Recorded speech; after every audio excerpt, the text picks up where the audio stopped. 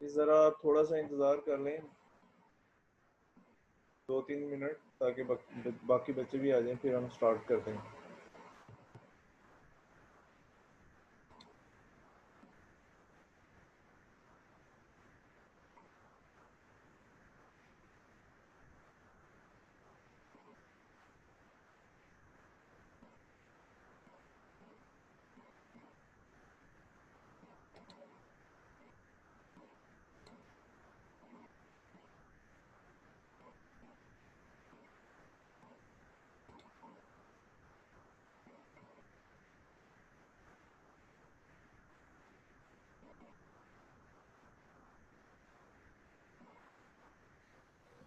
Sir. वालेकुम अस्सलाम।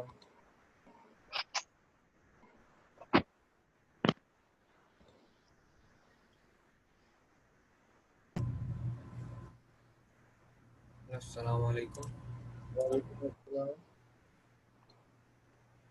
क्या हाल है सर? धीमी आ रही है।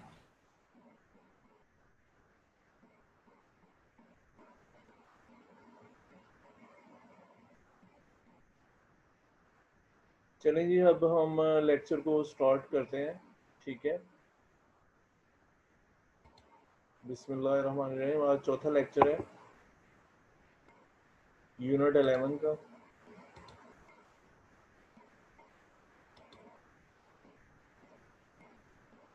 तो क्वेश्चन नंबर 6 है, what is effect of medium on the speed of sound.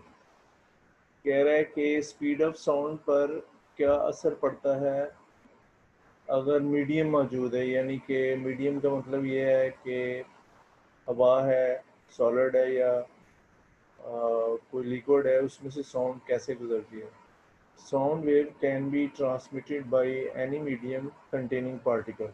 ठीक है, आपको पता है कि साउंड वेव पार्टिकल हो तो गुजरेगी, अदरवाइज नहीं गुजरेगी।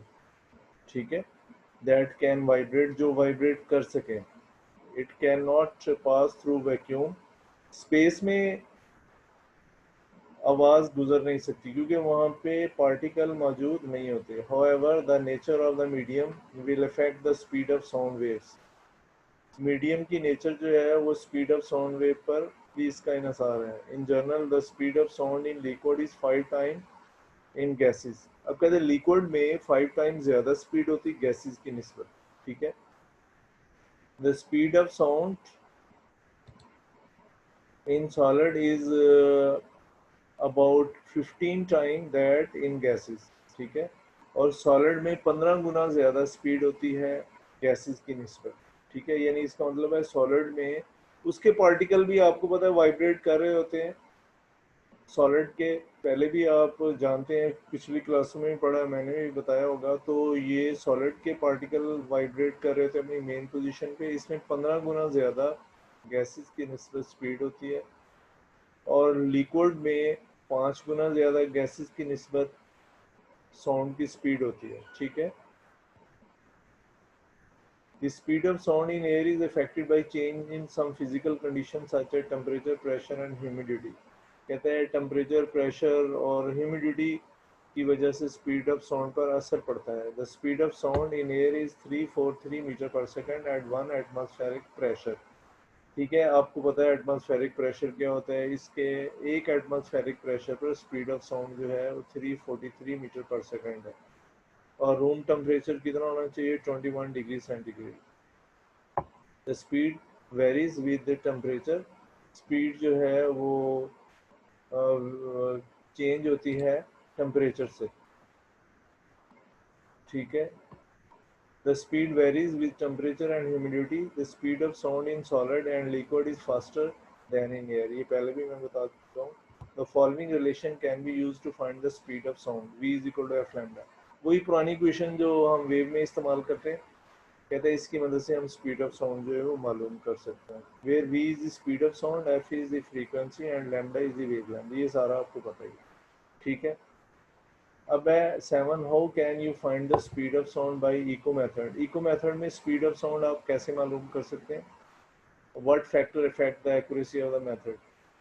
ठीक है, to measure the speed of sound following experiment can be perform. एक अपरेटस इसमें क्या है, अपरेटस का मतलब होता है जो चीज़ें इस्तेमाल होती हैं उसको आपको पता है अपरेटस कहते हैं। measuring tape, stopwatch, flat wall that can produce a good echo, एक दीवार होनी चाहिए जो इको पैदा कर सके, ठीक है। Method, use a tape to measure the distance of 50 metre from the wall. अब आप क्या करें, दीवार से 50 मीटर का फासला मेजर कर लें। वैसे तो आपको बताया वो 17.5 या 17 कम अज़ कम फासला होना चाहिए, अब इसमें 50 मीटर का है, ठीक है। Now clamp your hand in front of wall at the distance of 50 meter and check if you can clearly hear an echo from the wall। अब वो कह रहे हैं कि आप हाथों को क्लैप करें और क्लियरली इको सुन सकते हैं, ठीक है। Make sure that echo is not coming from any other wall in the area. कहते हैं ये आप यकीन कर लें किसी और दीवार से टकरा के आवाज़ नहीं आ रही या इको कहीं और से पैदा नहीं हो रहा, ठीक है। The time taken by the sound to travel 100 times in time different between the clap and the echo। अब जाहिर है 50 मीटर का फासला है तो वो कह रहा है कि क्लैप और आपके दरमियान जो फासला है वो 100 मीटर का हो गया। जाहिर है एक साइड पे 50 है, एक तरफ जाएगी आवाज़, फिर टकरा के वापस आएगी तो 100 मीटर हो गया। Now restart the clapping and start the stop watch at the first clap. जैसे आप क्लैपिंग शुरू करें स्टॉप वॉच चला दें। Count the number of claps and stop the clapping. अब नंबर ऑफ क्लैप आपने काउंट करने हैं कि 10 हैं 20 हैं कितने हैं, और फिर जब आप चाहते हैं उसको रोक दें। When you hear the echo of say 10th clap, अब 10वें क्लैप पे कहते हैं आप छोड़ दें, ठीक है। नाउ फाइंड द, यानी कि स्टॉप वॉच बंद कर दें। Now find the average time for 10 clap. After calculating the time interval t between clap and using formula s is equal to vt, we calculate the speed of sound। अब हम यहाँ से क्या है speed of sound calculate कर सकते हैं, ठीक है। Factor which affect the accuracy of this method, wall from where you get echo is not smooth। अगर ये smooth नहीं है ना, मतलब बिल्कुल सीधी नहीं है, हमवार नहीं है, तो फिर आपको इको जो है वो सही सुनाई नहीं देगी या आप इस पे एक्यूरेसी पे असरअंदाज होगी, ठीक है। The echo may come from some other walls, कहते हैं इको जो है किसी दूसरी दीवार से भी आ सकता है। Human reaction time is using the stop watch may affect the accuracy. कहते हैं आपने स्टॉप स्टार्ट के दरमियान जो डिस्टेंस है या जो वक्त है वो भी एक्यूरेट होना चाहिए, वो भी असरअंदाज होगा, ठीक है। ह्यूमन एक्यूरेसी इसको कह रहे हैं। अच्छा, the speed of sound in air is affected by change in some physical conditions such as temperature, pressure and humidity। Speed of sound हवा में affect करती है change in physical condition, physical condition से जैसे temperature है, pressure है, humidity है। Humidity ये नमी को कहते हैं हवा में। So accuracy in the measurement of speed of sound can be reduced। अब ये यानी कि जितने फैक्टर हैं ये एक्यूरेसी को कम कर सकते हैं, ठीक है। What is musical sound and noise. Musical sound क्या होती है, ऐसी आवाज़ जो हमारे कानों में खुशगवार असर डालती है उसको हम म्यूजिकल साउंड कहते हैं, ठीक है। Sound which produces pleasing sensation in our ear, जो हमारे कान में एक खुशगवार असर डालती है, is called musical sound। Musical sound is composed of regular and uniform vibration। ये क्या होता है, रेगुलर और यूनिफॉर्म वाइब्रेशन का मजमूआ होता है। There is no sudden change in its wave form. Wave form में इसमें कोई अचानक तब्दीली नहीं होती। ये देखें ये म्यूजिकल साउंड की है, अचानक तब्दीली नहीं हो रही, ठीक है। The sound produced by sitar, piano, violin, tuning forks are the example of musical sound, ठीक है।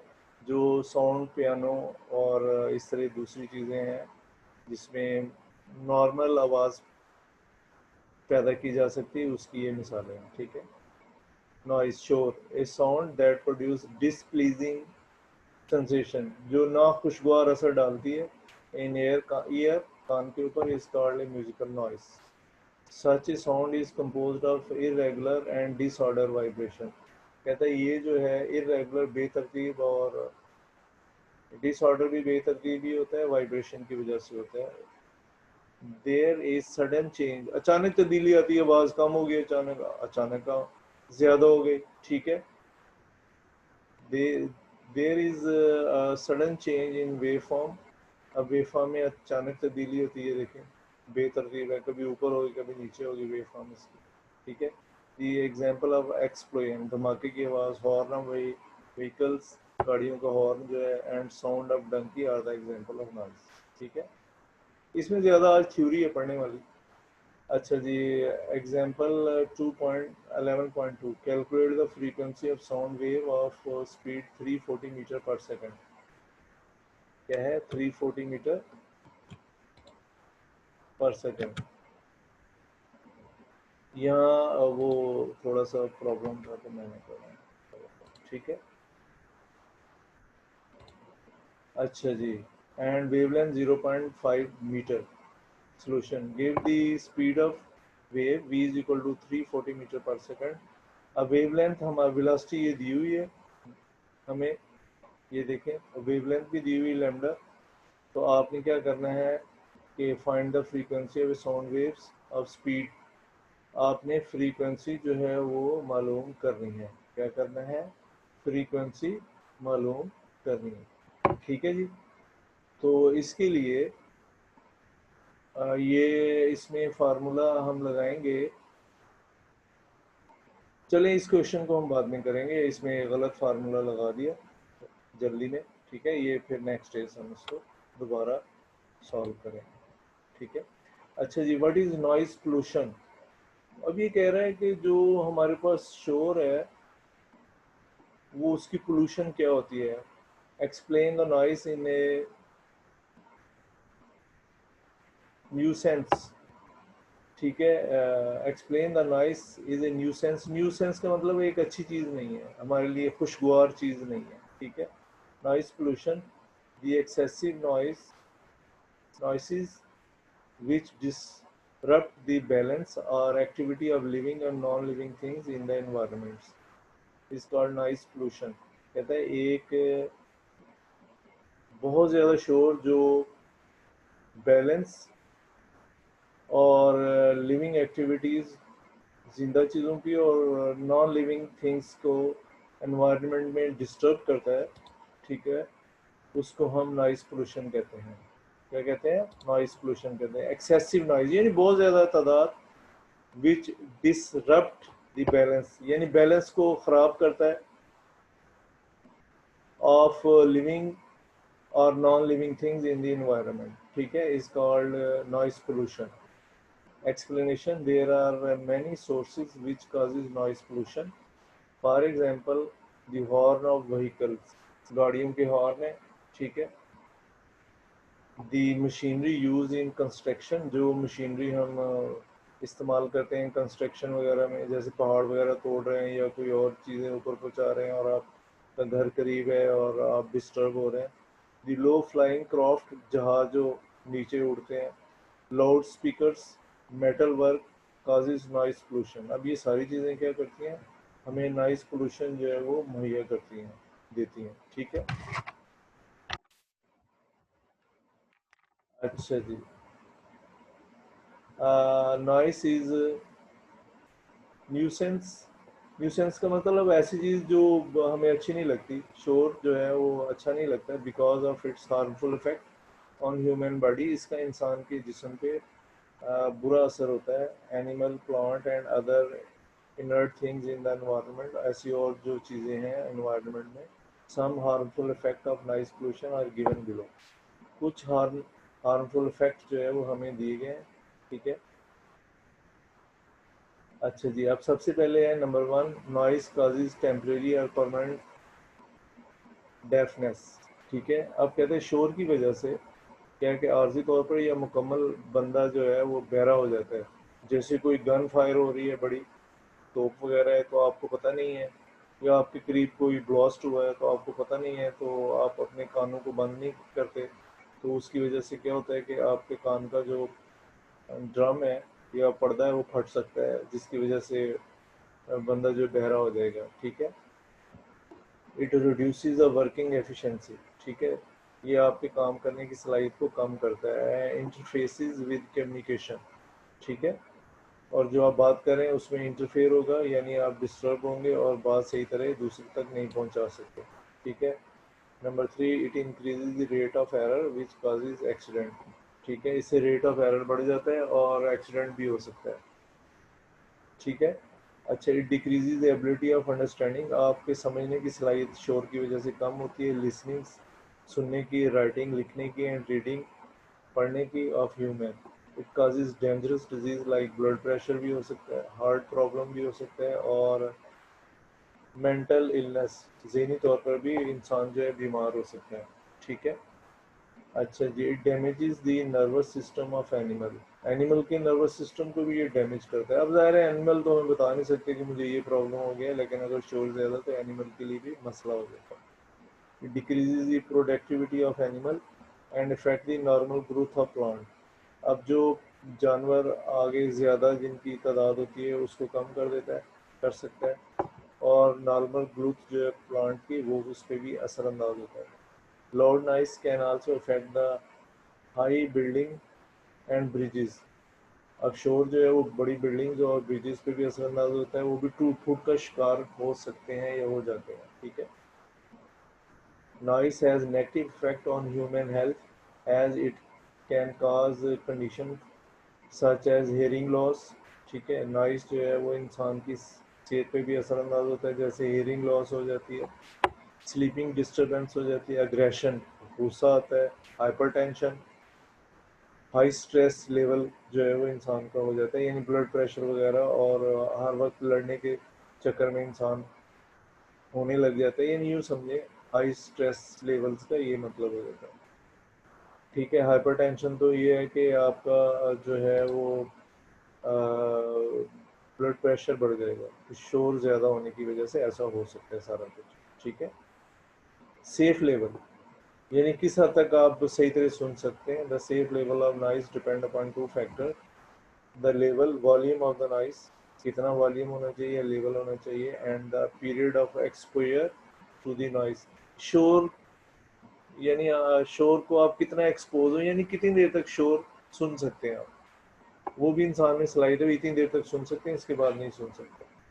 The level, the level of noise recommended in most countries is usually 85 to 90 decibel. ठीक है। जो नॉइस लेवल है वो कितना होना चाहिए, मुख्तलिफ मुल्कों में 85 से 90 डेसिबल तक होना चाहिए over an 8 hour work daily. अगर आप 8 घंटे काम करते हैं तो उसमें 85 से 90 डेसिबल तक आपका शोर का लेवल आप सुन सकते हैं। ठीक है।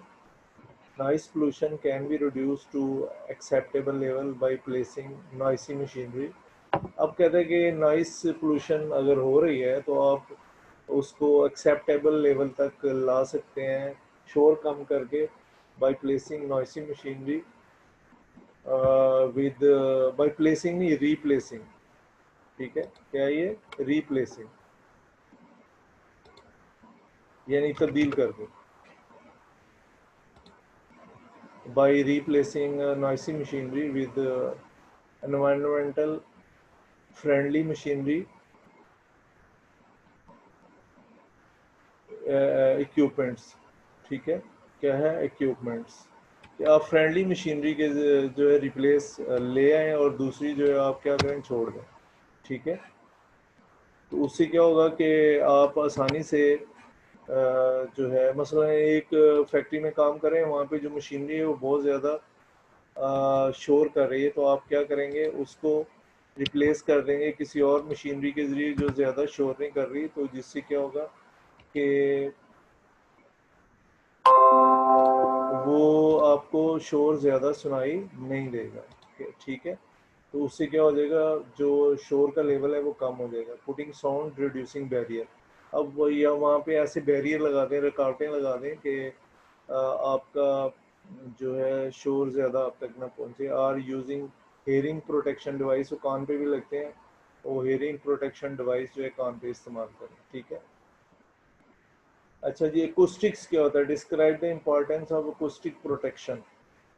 एकोस्टिक्स जो है the study of production, propagation and property of sound. इसमें क्या है, स्टडी करते हैं हम कैसे आवाज़ पैदा होती है, कैसे वो आगे जाती है और उसकी प्रॉपर्टीज़ क्या है, as well as various application of sound, और बहुत सारी जो एप्लीकेशन है साउंड की is known as acoustic.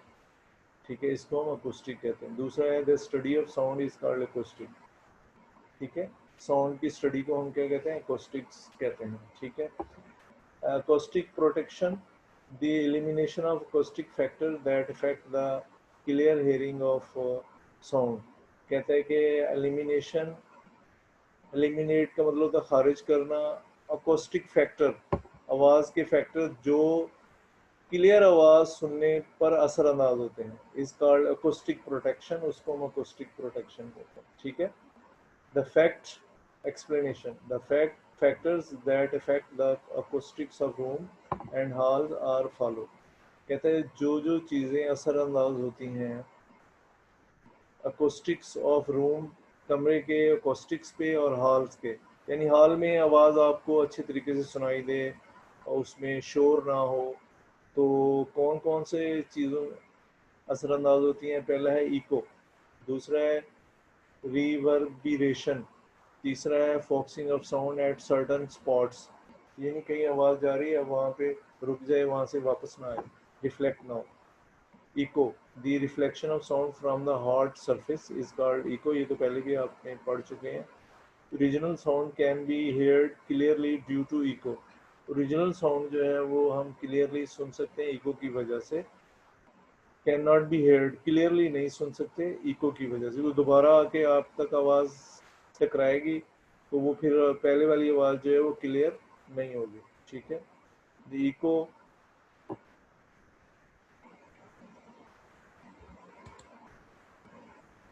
Can avoid by making, Mushtaq Ahmad ने हैंड रेज किया हुआ है, बाद में आप पूछें।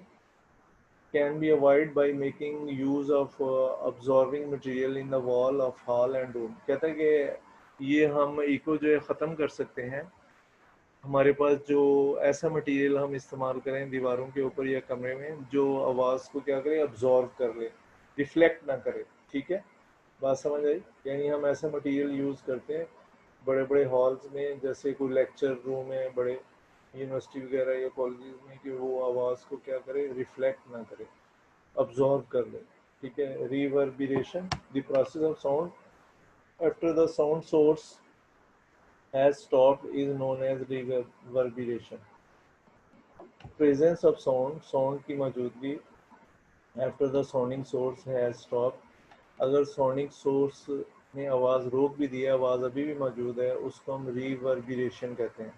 जैसे it causes general confusion of sound impression on air, इसकी वजह से कहते हैं confusion पैदा होता है कान के ऊपर।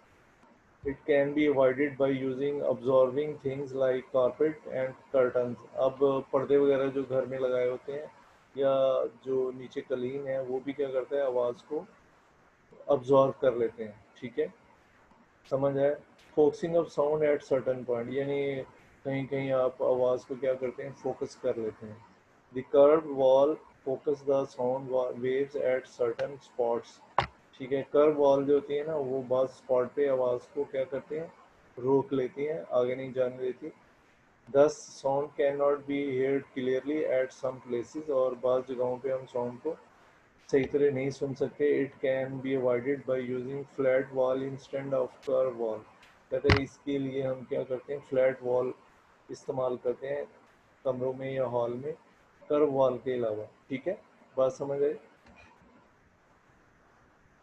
तो ये आज के लिए ये लेक्चर जो है काफ़ी है। अगर कोई बच्चा जो है कोई क्वेश्चन करना चाहता है तो वो पूछ सकता है। जी बच्चों, कोई सवाल आपने पूछना हो पूछ सकते हैं। Thank you very much. अस्सलाम वालेकुम।